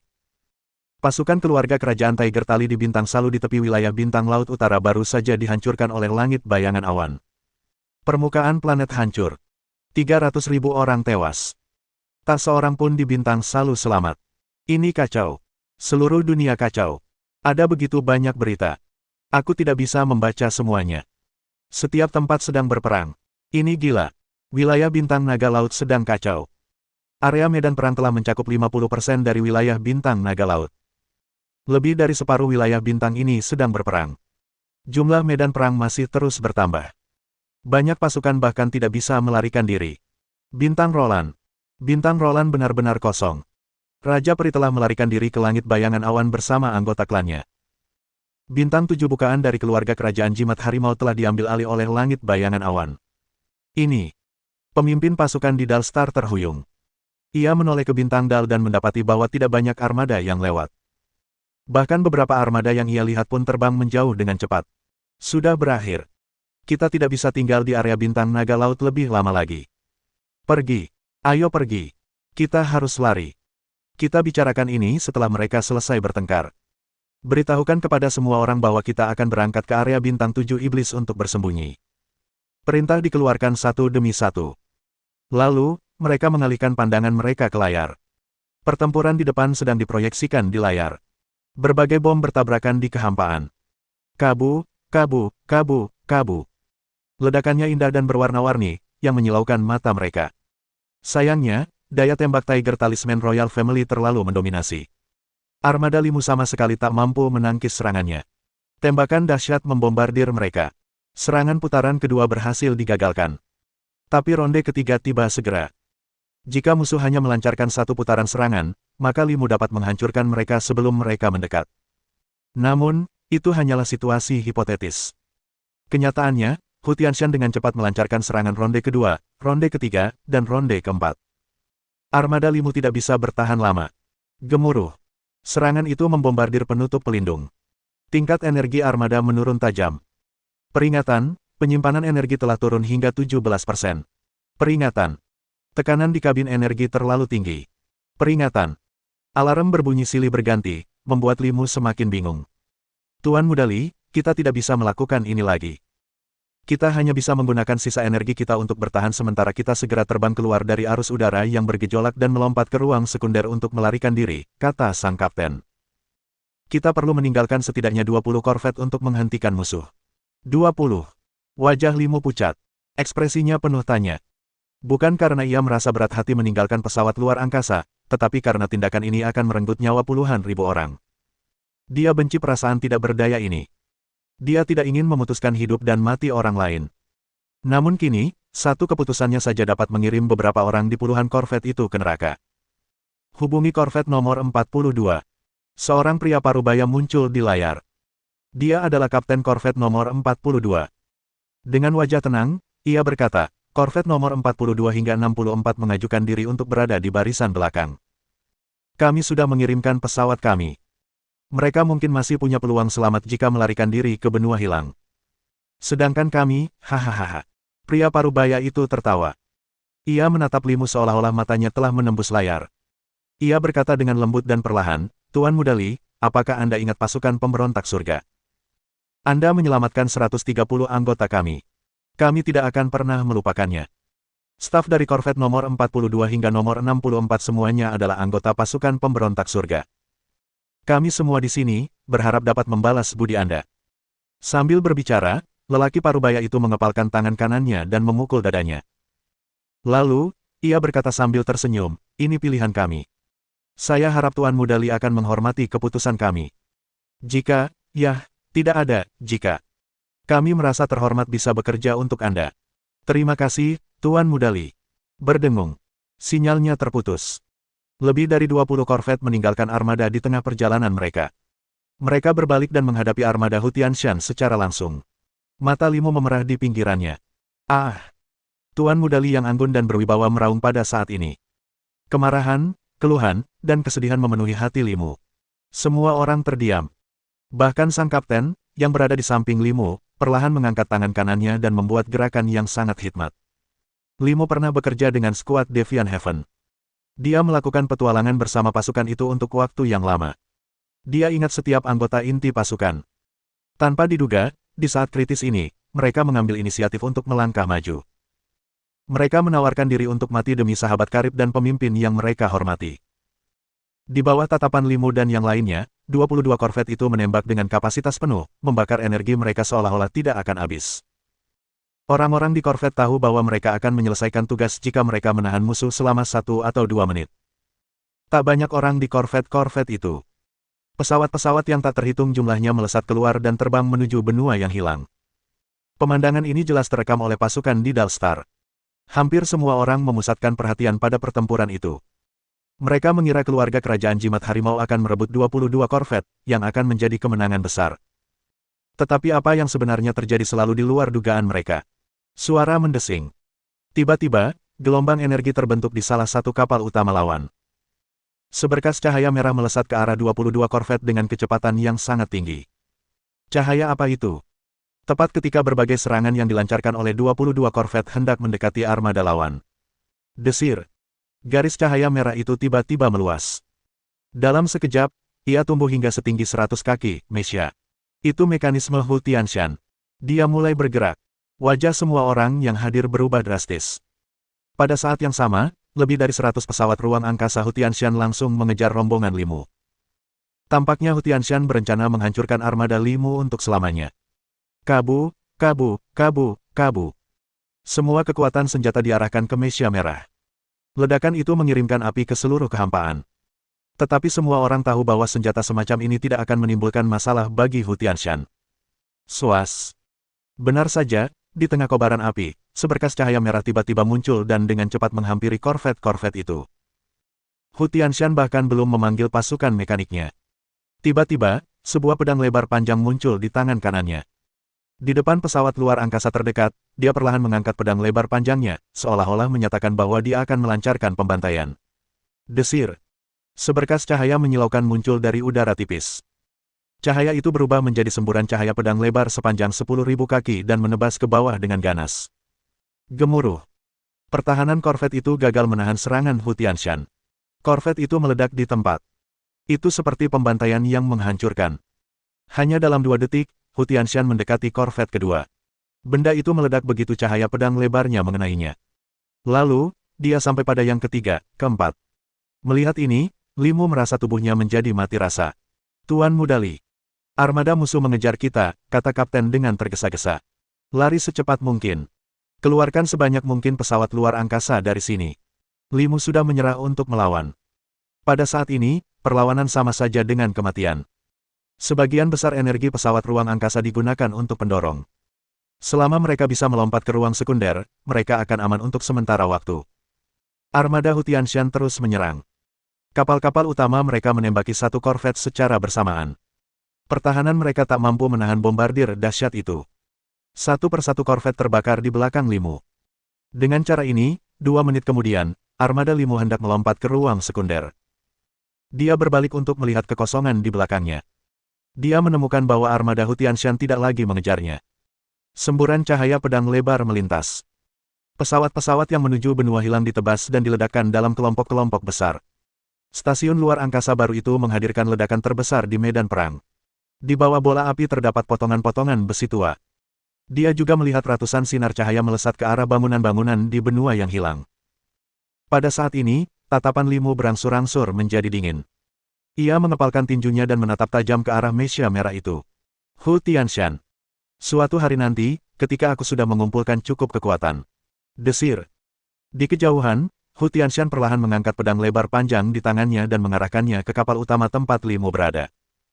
Ia seolah berkata bahwa pertempuran ini baru saja dimulai.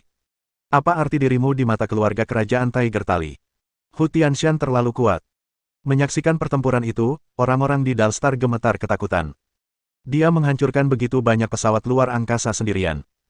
Dalam pertempuran antar armada ini, kemampuan tempur yang ditunjukkannya sebanding dengan seorang kultivator tahap puncak Yuan Ying Realm. Sudah hilang. Semuanya sudah hilang. Konstruksi yang dikerjakan Cloud Shadow Sky di sini selama 2 bulan telah hancur dalam 2 menit terakhir. Ini perang. Dan perang itu brutal. Ketika orang-orang ini sedang berdiskusi. Swas. Beberapa pesawat ruang angkasa yang tersisa di armada Limu melompat ke ruang angkasa sekunder dan menghilang. Apakah kau melihat berapa banyak pesawat ruang angkasa yang tersisa di armada Cloud Shadow Sky? Kurasa sekitar 30. Ini mengerikan. Lebih dari separuh armada mereka telah hancur. Hutianshan telah menang dengan gemilang. Cloud Shadow Sky telah menderita kekalahan telak. Perang telah dimulai. Ya, setiap tempat sedang berperang. His, armada Hutianshan terbang ke arah kita, bukan? Lari. Lari saja. Bab 1124 tempat mana yang harus dikunjungi di Minggu Emas. Bersiaplah untuk melompat ke ruang sekunder dan meninggalkan area bintang naga laut. Tunggu. Mereka masuk ke ruang sekunder duluan. Fiuh. Syukurlah mereka sudah pergi. Sepertinya kita tidak perlu lari untuk saat ini. Kalau begitu, mari kita amati situasinya sedikit lebih lama. Akibatnya, para penonton yang telah menyaksikan pertempuran itu dengan mata kepala mereka sendiri, kembali ke Dalstar. Membangun benteng baru akan membutuhkan banyak batu kristal. Karena itu, mereka tidak ingin meninggalkan benteng lama di Dalstar kecuali benar-benar terpaksa. Hutianshan datang terburu-buru dan pergi terburu-buru. Armadanya langsung berangkat setelah memberikan pukulan telak kepada armada Limu. Dilihat dari pergerakan mereka yang terorganisir dengan baik, semua orang tahu bahwa mereka pasti menuju tempat lain untuk bertempur. Bintang Harmoni adalah benteng Cloud Shadow Sky di tepi wilayah Bintang Laut Timur. Tempat ini terpencil. Buk, buk, buk, buk. Armada Limu melompat keluar dari ruang sekunder. Katakan padaku kekalahan kita dalam pertempuran itu. Limu menarik napas dalam-dalam. Ia kemudian membuka matanya dan melihat Bintang Harmoni di kejauhan. Seketika, ekspresinya berubah. Ini. Semua orang di armada terdiam. Seluruh Bintang Harmoni diselimuti asap. Api berkobar di mana-mana. Langit mendung. Stasiun luar angkasa di luar planet telah berubah menjadi besi tua dengan berbagai ukuran dan bentuk, yang mengambang di kehampaan alam semesta. Bintang Harmoni telah hancur. Limu merasa tenggorokannya sangat kering. Alat komunikasinya berdering. Itu panggilan dari Li Hao, dan Limu segera menjawabnya. Saat itu juga, dia jelas merasakan Li Hao menghela napas lega setelah mengangkat telepon. Aku tak pernah menyangka Hutianshan akan membawa armada sebesar itu ke sana. Bagaimana kabarmu? Limu menarik napas dalam-dalam dan melaporkan, kita telah menderita kerugian besar. Aku hanya punya 30 pesawat ruang angkasa tersisa. Sedangkan untuk Penatua Yi Ho, dia. Karena kecerobohanku, Hu Tianshan menangkap frekuensi sinyalnya saat aku menghubunginya. Kita sepakat untuk bertemu di Bintang Harmoni. Tapi dia belum tiba, dan Bintang Harmoni sudah dihancurkan. Begitu. Cepat kembali ke langit bayangan awan sekarang. Perang antara kita dan keluarga kerajaan jimat harimau sedang berlangsung sengit. Area bintang naga laut akan kacau untuk beberapa waktu, kata Li Hao dengan tenang.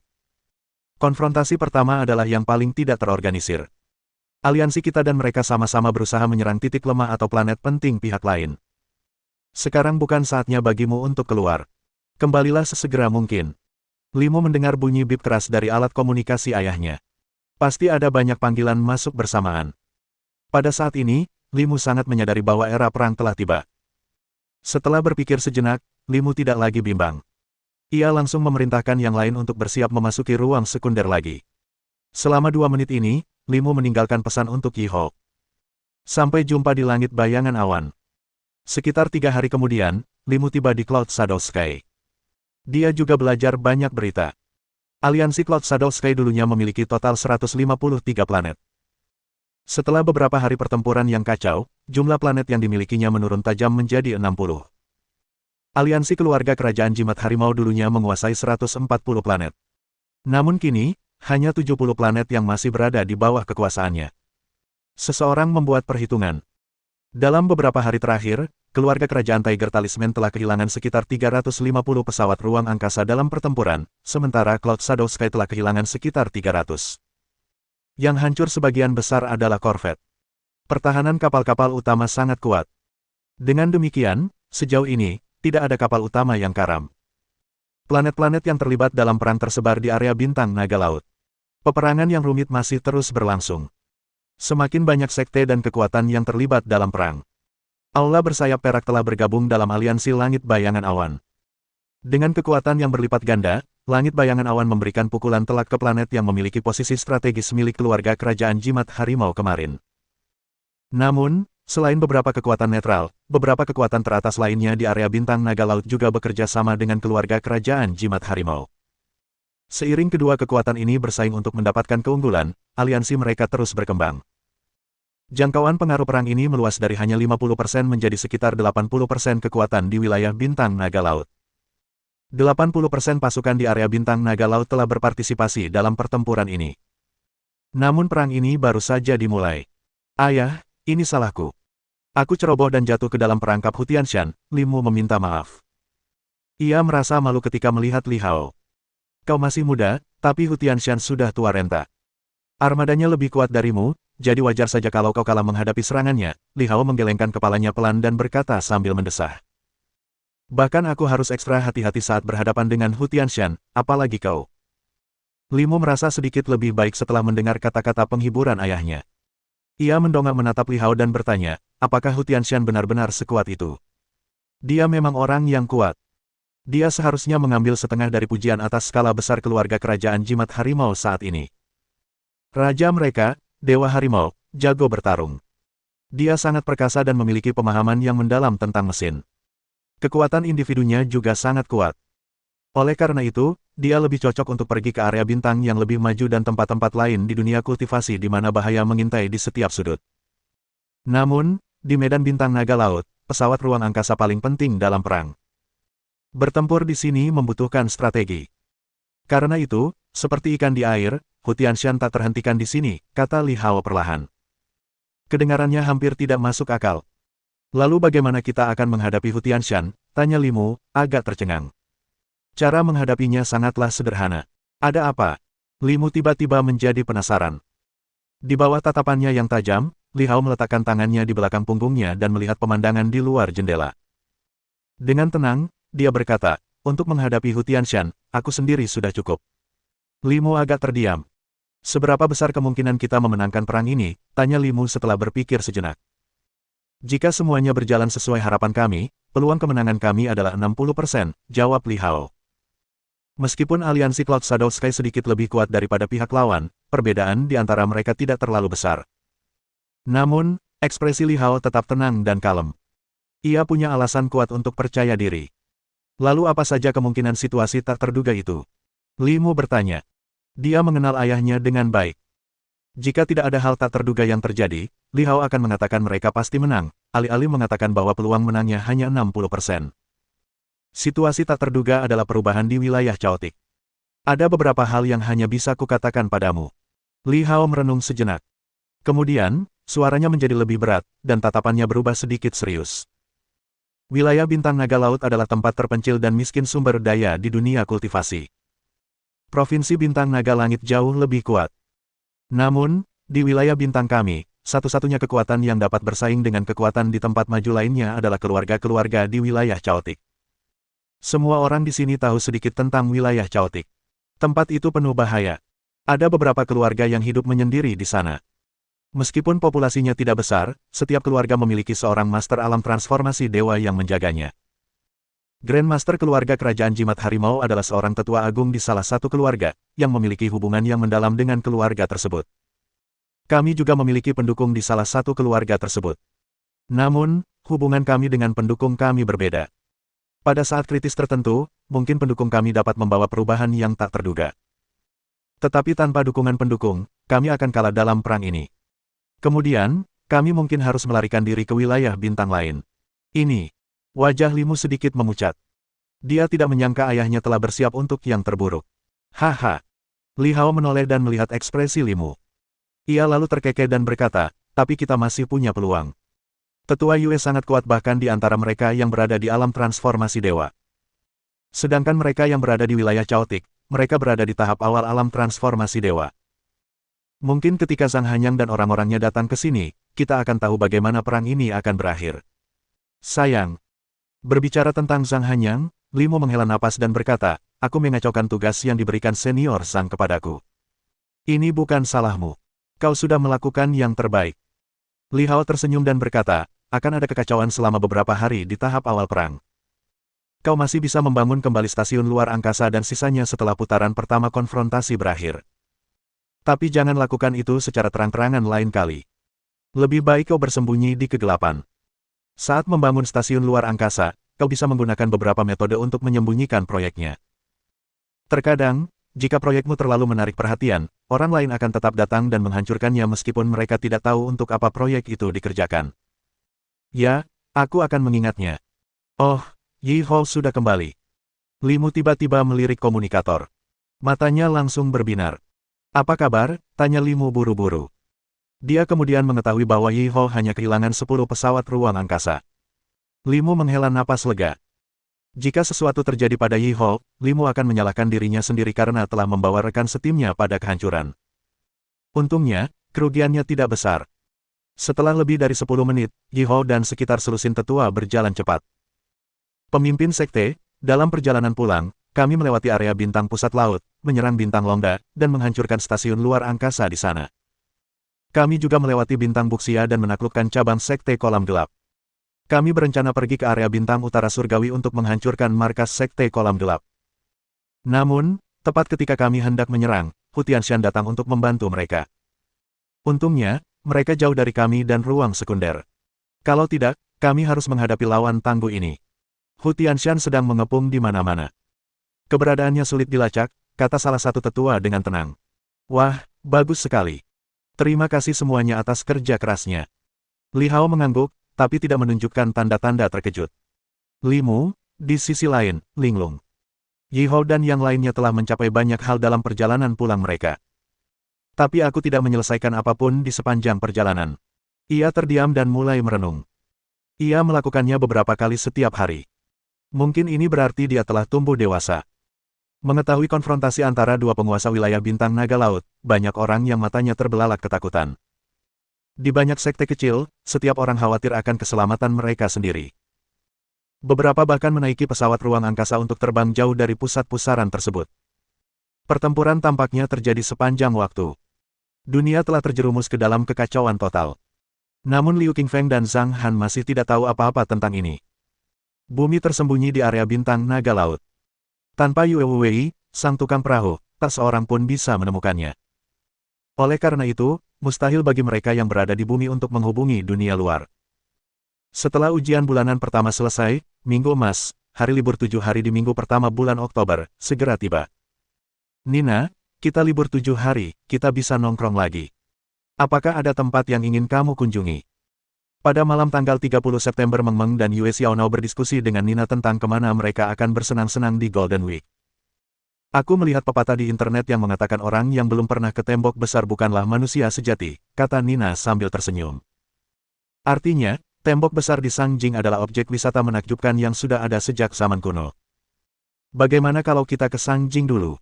Oh, baiklah. Meng Meng tentu saja tidak akan keberatan. Meng Meng telah mengunjungi banyak tempat wisata di seluruh dunia. Namun, tentu saja, ada banyak tempat yang belum pernah ia kunjungi. Kali ini, ia berencana mengunjungi beberapa tempat baru.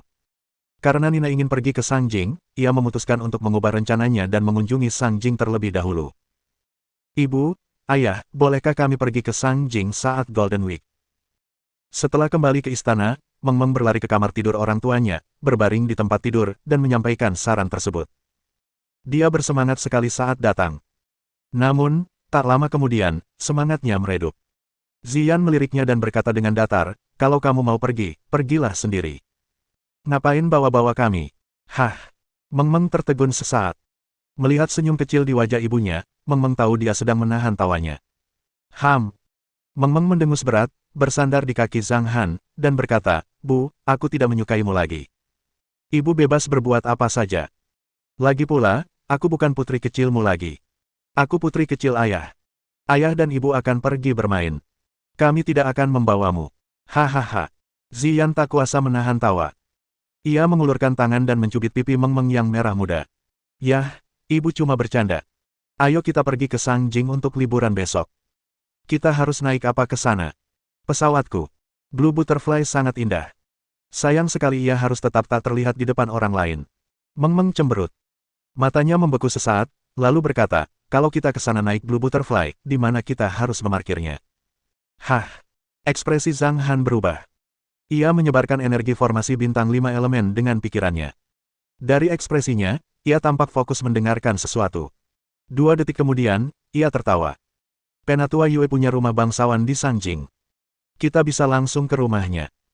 Yue Xiaonao baru saja bilang di telepon kalau dia mau ke Sangjing untuk bersenang-senang, dan dia tidak mau dia atau Lisa ikut. Haha, Puff. Ziyan tak kuasa menahan tawa. Penatua Yue dan Lisa sama sekali tidak mengkhawatirkan keselamatan Yue Xiaonao. Kalau aku tak akan membiarkan Meng Meng tinggal di luar rumah tanpa kami selama ini. Haha, tentu saja. Karena aku putri kecil kesayangan ayah, kata Meng Meng bangga, menggoyangkan kakinya di tepi tempat tidur.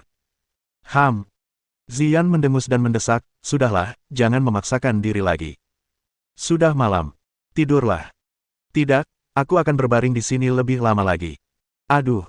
Meng Meng tiba-tiba menghela napas. Tiba-tiba, ia bertingkah seperti ratu yang anggun dan memasang ekspresi angkuh yang sempurna di wajahnya saat ia mengangkat tangan kanannya. Jagoan. Sebuah papan tulis kecil muncul. Lalu, sambil menopang dirinya dengan satu siku, dia mulai menghitung bunga-bunga merah kecil di atasnya. 1, 2, 3, 4. Zhang Han dan Ziyan tertawa terbahak-bahak saat melihat ini. Namun mereka tidak menghentikannya. Meng Meng selesai menghitung setelah 2 menit. Yah, ada tepat 108 bunga merah kecil. Baiklah, ini berarti ayah akan memenuhi 108 permintaanku tanpa syarat. Kamu pamer. Geli, Ziyan menepuk pantat kecil Meng Meng. Aku tidak pamer. Jelas-jelas aku sedang memamerkan ini di depanmu, kata Meng Meng sambil menyeringai. Baiklah, kamu menang, kata Ziyan kooperatif. Meng Meng tiba-tiba teringat sesuatu. Ia menyimpan papan tulis kesayangannya, beringsut ke samping Ziyan, dan berbaring dengan nyaman di atas kakinya yang panjang sebelum berkata, Bu, akhir-akhir ini aku mendapati Bebe, teman sekelasku, ternyata bukan anak baik. Maksudmu Beijinan? Kenapa dia bukan orang baik? Tanya Ziyan penasaran. Kau tahu, dia naksir aku waktu kelas 1. Tapi sekarang, dia malah mengejar Nina. Dia pelin-pelan, jadi dia bukan pria baik seperti ayah, gumam Meng Meng. Hanya itu. Ziyan bingung harus tertawa atau menangis saat ini. Wajar kalau cowok suka cewek cantik. Beijinan tahu dia nggak bisa sama kamu, jadi wajar kalau dia ganti tujuan. Tapi, dia masih SMP. Nggak ngangka dia cuma mikirin pacaran sama cewek. Dia agak dewasa sebelum waktunya. Yah, tidak ada pria lain yang sehebat ayah di dunia ini, komentar Meng Meng. Kamu tidak tahu. Ziyan mendengus sambil berbicara. Sudut mulut Zhang Han berkedut karena canggung. Dilihat dari ekspresi Ziyan, dia tahu Ziyan ingin berkata, ayahmu dulu seorang playboy terkenal di kota Sanjing. Kau tidak tahu berapa banyak wanita cantik yang pernah dikencaninya. Itu omong kosong. Kamu tidak bisa mengatakan hal itu padanya. Kenapa tiba-tiba membicarakan ini? Zhang Han terbatuk pelan dan berkata dengan wajah serius, Meng, kukatakan padamu, intinya adalah aku belum boleh pacaran. Aku tahu itu. Meng langsung menimpali. Apakah aku akan mematuhi aturan ini tergantung pada kinerjamu. Kalau ayah tidak memperlakukanku dengan baik, pasti ada orang lain yang memperlakukanku dengan baik. Zhang Han tidak bisa berkata apa-apa. Wajahnya menjadi gelap. Gadis kecilku makin nakal saja, gerutunya dalam hati. Aku akan bermain game sekarang. Meng duduk dengan suasana hati yang baik. Apakah kamu sudah menyelesaikan pekerjaan rumahmu? Ziyan tiba-tiba bertanya. Berdengung. Ekspresi Meng menegang. Dia mengerutkan bibir dan berkata dengan getir, Bu, apa ibu mencoba menakut-nakutiku lagi? Aku juga juara pertama di ujian bulanan kemarin. Tapi meraih juara pertama bukan berarti kau bisa berhenti mengerjakan PR, kan? Ziyan menunjukkan ekspresi bingung di wajahnya. Meng berlari keluar dengan kesal. Apa dia mau kembali ke kamarku untuk mengerjakan PR? Tidak mungkin. Liburan baru saja dimulai. Bagaimana mungkin dia punya waktu untuk PR? Dia akan bermain setidaknya beberapa hari sebelum mulai mengerjakan PR-nya. Melihat Meng melompat keluar ruangan, Zhang Han menggelengkan kepalanya dengan geli. Semua orang menyukai liburan. Sebab, pada hari libur, mereka dapat tidur larut, bermain game sepuasnya, dan keluar untuk bersenang-senang. Namun terkadang, situasi berikut akan terjadi di beberapa tempat selama Golden Week. Hahaha, Liu, barusan, seorang wanita cantik jelita di sampingku menatapku selama setengah jam sambil tersenyum. Astaga, dasar anjing beruntung. Kok bisa begini sih, baru pergi jalan-jalan. Kamu di mana? Aku juga mau ke sana lain kali. Oh, aku sedang di jalan raya. Apa? Siapa si cantik itu? Dia ada di papan iklan di pinggir jalan. Wah, ternyata kamu terjebak macet. Bisa jelaskan perasaanmu saat itu? Aku, berharap aku tetap di rumah. Beberapa bahkan mulai menulis puisi di tembok besar sambil merekam keriuhan di sana dengan telepon genggam mereka. Di minggu pertama Sanjing di bulan Oktober, lalu lintas mengular hingga ribuan kilometer, dan ratusan ribu orang memadati semua tempat wisata. Lihat tembok besar. Antrean bergerak sepelan kura-kura. Semua orang gelisah karena mereka hampir tidak bisa bergerak. Sekarang tempat itu begitu padat, kita mungkin akan segera mengompol. Saat itu tengah hari. Keluarga Zhang Han yang beranggotakan 3 orang, Yue Xiaonao, dan Nina juga terjebak di kerumunan. Nina, apakah tembok besar megah?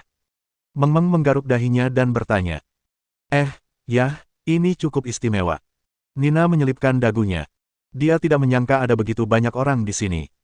Mereka bahkan tidak bisa melangkah maju sedikit pun. Satu-satunya hal yang membuatnya bersyukur adalah karena di sini tidak terlalu ramai, karena Paman Zhang telah menjaga orang lain tetap menjaga jarak dari mereka dengan kekuatannya. Di tempat lain, sulit untuk bergerak sama sekali. Namun bagi mereka masih punya ruang untuk berputar dan bergerak. Wah, aku hampir kehabisan napas. Yue Xiaonao menatap kerumunan itu dan menggelengkan kepalanya. Sebaiknya kita tidak melanjutkan perjalanan. Ayo kita pergi mengunjungi tempat lain, usul Ziyan juga. Tempat ini memang terlalu padat. Lagi pula, cuacanya masih panas di bulan Oktober. Ziyan mengenakan topi dan kacamata hitam. Setiap langkah yang ia ambil memakan waktu sekitar 1 menit. Setelah melangkah maju seperti ini sejauh beberapa ratus meter, keinginannya untuk mengunjungi tembok besar hampir pupus. Kalau begitu, ayo pergi. Zhang Han tertawa. Karena saat itu adalah Golden Week, Zhang Han tahu tempat wisata akan ramai. Namun, ia tidak pernah menyangka bisa seramai ini. Sungguh tidak masuk akal. Dalam ingatan Zhang Han, beberapa tahun yang lalu, keadaannya belum seperti ini. Anehnya, hanya dalam beberapa tahun, jumlah wisatawan meningkat pesat. Intinya, hal ini terjadi karena lingkungan secara keseluruhan menjadi lebih baik. Desir. Dia lalu berbalik dan mendapati dirinya berhadapan dengan beberapa orang di belakang. Tetapi ini bukan masalah bagi Zhang Han yang maha kuasa. Gelombang kekuatan lembut dilepaskan, tanpa terasa memisahkan kerumunan dan membuka jalan. Bab 1125 Pengumpulan. Beberapa menit kemudian, mereka meninggalkan tempat indah itu dan berjalan keluar. Saat mereka baru saja keluar dari tempat parkir, ketiga orang di samping mereka mengeluh sambil berjalan. Mengapa ada begitu banyak orang? Sialan. Aku hampir tidak punya waktu untuk bermain di sini, tapi sekarang aku hanya bisa melihat banyak sekali orang. Sulit untuk sekadar berjalan-jalan di tempat ini. Jangan bahas itu. Aku hampir tergencet karena hamil.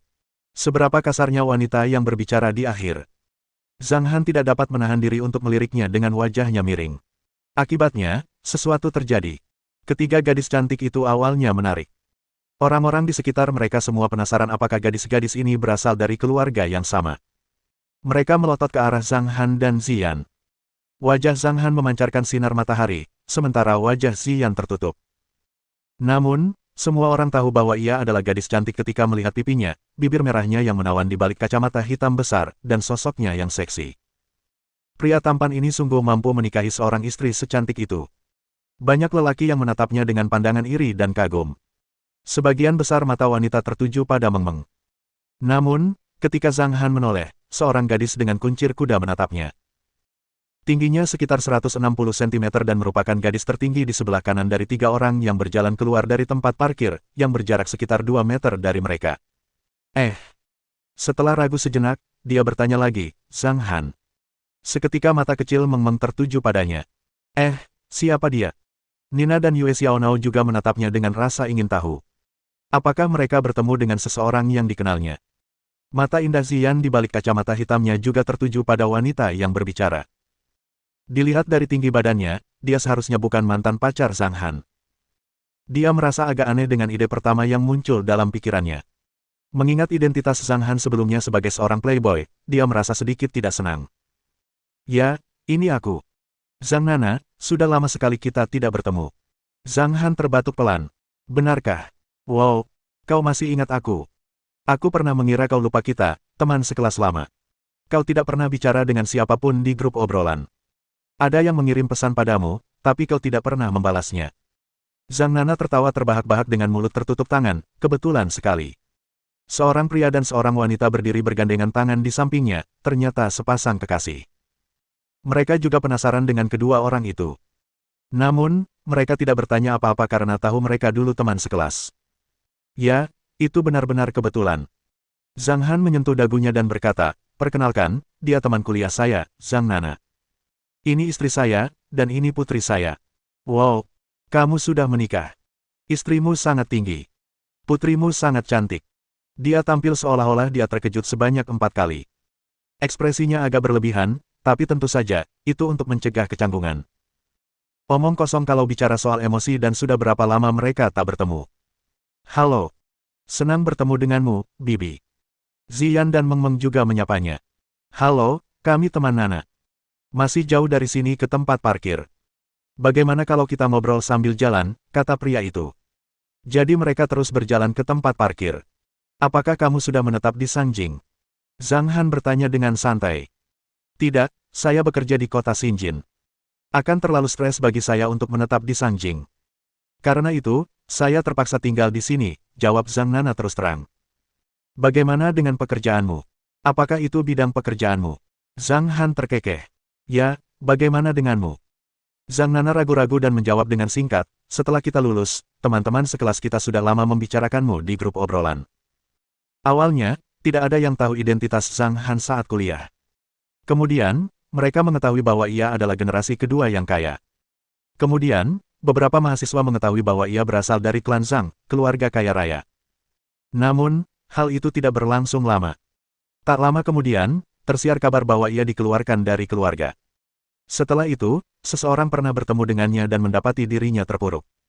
Ada banyak rumor, dan karena Zhang Han populer, banyak siswa yang mencoba menghubunginya, tetapi dia tidak pernah menjawab. Saat itu, ketika ia melihat Zhang Han, ia mendapati seluruh keluarga mengenakan setelan jas bermerek ternama. Meskipun Zhang Nana tidak mengenali banyak dari mereka, ia tahu bahwa tas LV milik Ziyan, sandal Chanel, dan mantel milik Zhang Han semuanya mahal. Dia tampaknya menjalani kehidupan yang cukup baik. Pekerjaanku. Zhang Han merenung. Ya, Zhang Nana mengangguk. Yah, sulit untuk mengatakannya. Zhang Han ragu-ragu. Tidak apa-apa, kamu bisa menjaga rahasiamu. Zhang Nana tersenyum. Tidak ada yang istimewa. Zhang Han menyentuh dagunya lagi dan berkata, wajahku cukup tampan, ya. Lalu aku berhubungan dengan wanita kaya. Aku tidak bisa melakukan pekerjaan sebagai subjek kita, Tapi aku bisa mendapatkan uang dengan lebih cepat dengan berhubungan dengan wanita kaya. Apa? Zhang Nana dan teman-temannya tercengang. Apa? Meng Meng juga tercengang. Nina dan Yue Xiaonao terkejut. Jawaban yang mereka peroleh sungguh di luar dugaan mereka. Sedangkan Ziyan, ia mengerutkan bibir dan berusaha sekuat tenaga menahan diri. Ia hampir tertawa terbahak-bahak. Berhubungan dengan wanita kaya. Zhang Nana melirik Ziyan sekilas, tetapi tidak melihat ekspresi apapun di wajahnya. Sepertinya dia tidak antusias, melainkan arogan. Apa dia benar-benar berhubungan dengan wanita kaya? Oke, keren banget. Pria di sebelah kiri juga menatap Ziyan. Apa-apaan ini? Kakak ini benar-benar hebat. Bagaimana mungkin wanita kaya itu bisa secantik itu? Aku terbiasa boros dan tak bisa menghitung uang yang kuhabiskan. Begitu menghitung, kepalaku sakit, jadi aku tak bisa berbuat apa-apa selain mencari orang kaya. Zhang Han merentangkan tangannya tanpa daya. Ayah, sungguh menakutkan kalau ayah bercanda, kata Meng Meng dengan wajah ketakutan. Zhang Han terdiam. Aku hanya bercanda. Yue Xiaoniao berkata dengan keras, baiklah, Paman Zhang, statusmu di pikiranku telah sangat berkurang. Nina tidak mengatakan apapun. Melihat ini, Zhang Han merentangkan tangannya tanpa daya. Kamu lihat itu. Pekerjaanku itu membujuk anak-anak, bukan hanya putriku sendiri, tapi juga putri teman-temanku. Perkataan Zhang Han membuat Zhang Nana terdiam. Apakah dia merasa simpati padanya? Mungkin. Zhang Han dulunya sangat ceria, supel, dan keras kepala, tetapi sekarang ia terjebak dalam situasi seperti itu. Ia harus berhubungan dengan seorang wanita kaya dan diadopsi ke dalam keluarga kaya. Mungkinkah nama keluarga putrinya juga diberikan oleh keluarga mempelai wanita? Pada saat ini, Meng Meng melengkungkan bibirnya dan berkata, mulut seorang pria adalah mulut seorang pembohong. Zhang Han terbatuk dan ada sedikit keterkejutan di matanya yang membuat Ziyan menutup mulutnya dan tertawa. Zhang Han menambahkan, ahem, aku hanya bercanda. Tanpa diduga, Zhang Nana mempercayainya, dan bahkan pandangannya terhadap Ziyan pun berubah. Istrinya sama sekali tidak berkomentar sejak awal. Ia arogan, acuh tak acuh, dan tidak antusias.